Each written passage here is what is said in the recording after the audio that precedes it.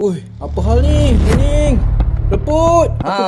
Macam kita nampak ni dia warna kuning kekuningan kan untuk dinding ni. Ada juga reput-reput ni. Biasanya sebab apa ya dia mereput ni? Kalau kita tengok dekat sini, nampak tak? Sorry ya, saya ambil dia punya ni dindingnya pecah-pecah macam ni. Biasanya adalah akibat lembab.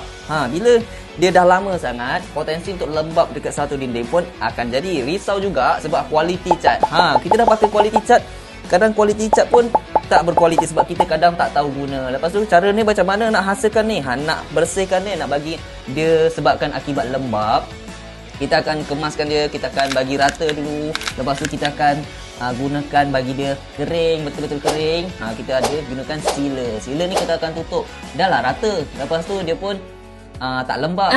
Kering. Lepas tu kita akan cat. Lepas dah cat, kita pula pakai cat yang berkualiti. Tapi orang lain kan kadang catnya tak berkualiti ataupun cat biasa. Dia orang pun tak tahu. Kita tahu. Sebab tu korang tekan je link di bio untuk kita bantu korang daripada dinding sampai ke ceiling. Kita cantikkan.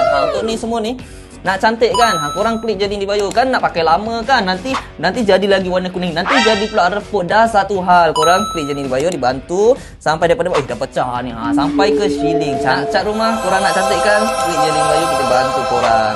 Okey. Nak cat rumah.my. Jadi like, comment and share guys. Bye bye.